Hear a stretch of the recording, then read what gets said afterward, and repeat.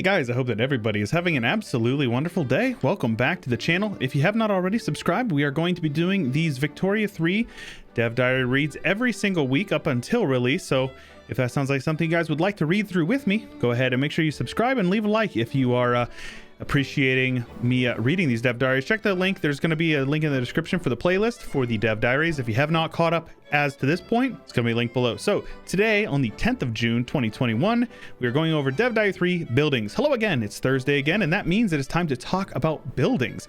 Buildings are a core mechanic of Victoria 3, as it is where the pops work to produce resources such as goods. Buildings represent a wide range of industries, businesses, and government functions, from humble subsistence farms to complex motor industries and sprawling financial districts. In this Dev Diary, we are going to broadly cover the main types of buildings and their function in Victoria 3. To talk about the buildings, though, I first have to mention states. States are a concept that should be generally familiar to anyone who's played any of our other games, such as Victoria 2 or Hearts of Iron 4. A geographic unit in varying size in which much of Victoria 3's gameplay takes place, states are where pops live, and more importantly for the subject matter, where buildings are located and built. The state of Gotland in Sweden, you can see here, it is the Swedish market district. There is infrastructure of 60, infrastructure usage of 40, market access of 100. You can see a couple of points here, the GDP percentage, taxation, and expenses. I actually like the UI, the way that it looks right here. I think that it is good. There's enough information here that you can kind of see what you're looking at. You can see there's a modifier here. So apparently there's, you know, maybe a bonus to mining or something along those lines. Standard of living, population says that 8 are struggling, 16 are middling, and 23 are secure. I'm not sure if that's a population number or what that means. You can see some buildings here. Very good. We'll return to states more in later Dev Diaries, but for now, let's keep talking about buildings. Before we start on buildings, something that's important to note is that buildings are just places where pops can work and generally do not represent a single building. A single level of government administration, for example, represents the necessary buildings and infrastructure to support a certain number of bureaucrats. Buildings always need qualified pops to work in them to yield any benefit, and any empty building is just that, empty and completely useless. This holds true even for buildings like railroads and ports that did not need pops to work like them in Victoria 2. Most buildings are directly constructed, but some, like the subsistence buildings below, will appear automatically based on certain conditions. When buildings are constructed, the construction uses pop labor and goods, and costs involved will be subject to market forces. Oh, that's cool. So it'll be cheaper or more expensive depending on the market. But onto the different building types. First out, we have subsistence buildings. These are special types of highly inefficient buildings that cannot manually be built or destroyed, but rather will appear anywhere in the world where it is arable land that isn't being used for any other type of building. The vast majority of the world's population starts the game working in subsistence building as peasants, and much of the game's industrialization process is about finding more productive employment for your peasants. Makes sense. This is called the Age of Industrialization for a reason. Peasants eke out a meager living in these subsistence farms, contributing little to GDP and taxes per capita. So you have some subsistence farms in Gotland. You can see here, yearly productivity, they're making 0.3 pounds per year. Not bad. They have decent employment, I guess. So right here, there's a nice little icon there. I like the art style so far. This is a subsistence building. This is a highly inefficient building that appears when there is unused arable land in a state. As soon as you start exploiting the potential it is using, the building will automatically get downsized. Another special type of building is urban centers. Like subsistence buildings, these are automatically created rather than built, with the level of urban center in a state being tied to the amount of urbanization generated by its other buildings. Urban centers primarily employ shopkeepers and provide a number of important local functions that we'll get into at a later point. The urban center is where you will find most of your middle-class shopkeepers. Very cool. So you got Svealand Urban Center, which is much more productive than the subsistence farm. Automatically appear when there is enough urbanization in a state. One level of urban center created for each 100 urbanization of the state. Okay, so it seems like you'll have your, rural states and your urban states. Makes sense. Cash reserves, employment, annual wage, average annual wage, and weekly taxes. Good stuff. I'm curious what these are all about. There is no public transport, I assume, no public lighting, but there is a lot of public shops, possibly. Not sure.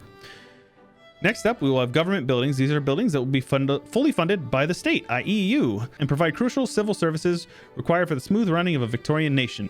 Examples include government administrations, where bureaucrats produce bureaucracy for the administration of incorporated states. Remember, in the last Dev Diary, we talked about bureaucracy being used essentially as pretext to pass legislation, manage your realm, for example.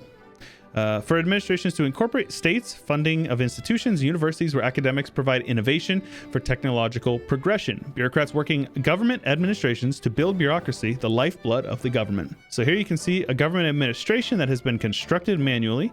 You can see it is a net drain on the economy. Makes sense.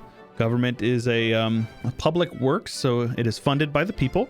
It is telling it, and here's a breakdown, but it increases your bureaucracy by 121 per week.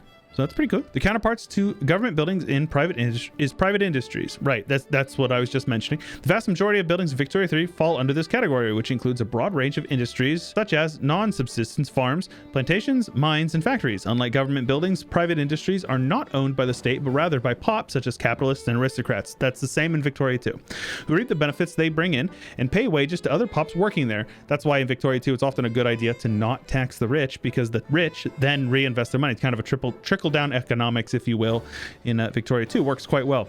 Usually at last, under certain economic systems, the ownership of buildings may be radically different. Many of these buildings are limited by locally available resources such as arable land for agriculture, is simply how much iron is available in the state for iron mines. Urban buildings such as factories, however, are only limited by how many people you can cram into the state, simulating the more densely populated nature in cities. In short, there is no system of building slots or anything like that, as we want limitations on buildings and function in a sensible and realistic way. I like that. Several different types of private industries are shown below. So you can see the urban center, urban size of 1.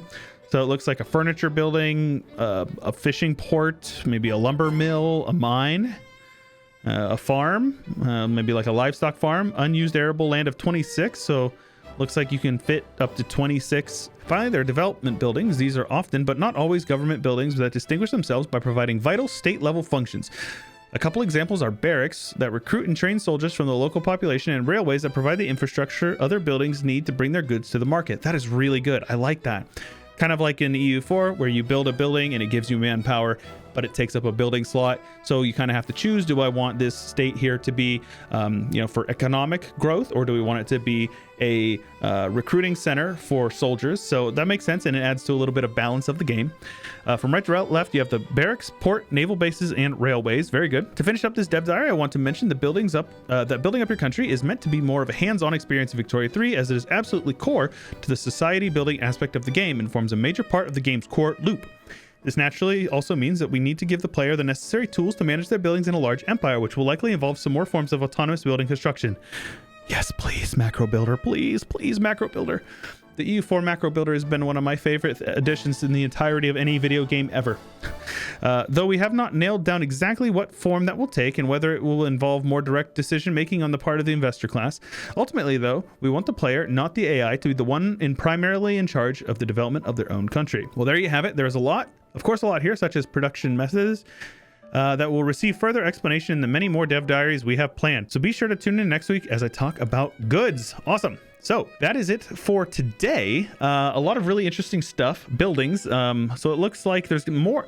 The thing I appreciate is that in Victoria 2, it was primarily factories. That was what you build. You produced factories, which produced goods. So it looks like it's going to be building upon that idea, where you're going to have that system, where you're going to have, the artisans and the clerks and what have you, or whatever their analogs are in this game, as well as the capitalists that build and the landowners that invest into it. But then you also will have government buildings to handle different types of currencies like we had talked about before that are not necessarily mana, because they will be used specifically for certain things such as administering your realm. So a lot of cool things here today. So if you guys are excited to keep up to date on the dev diary, make sure you subscribe if you have not already. We're going to be doing these reads every week up until the release of Victoria 3.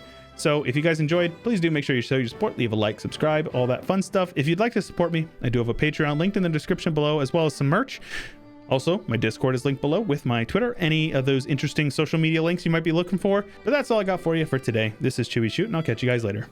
A huge special thanks to my top supporters for the month of June: Drunk Binary, Mr. McFlew, Angelic, Bouncer Steve, Sprocket, Fat Man on Deck, Jay Eden, Jay Clampett, Jacob Chinsky, M. Dressel, R. Lawrence, Zara, the J Baller, Blonde Damon, Draco R. Havis, Corbett, Chicopotamus, T. Jarden, A. Vickman, Mark and Glad, Harry, Hey Murado, Jay Cutchell, and Winkler, RJ Pilot, and many more. You guys are awesome. Consider supporting if you haven't already, and I'll see you guys next time.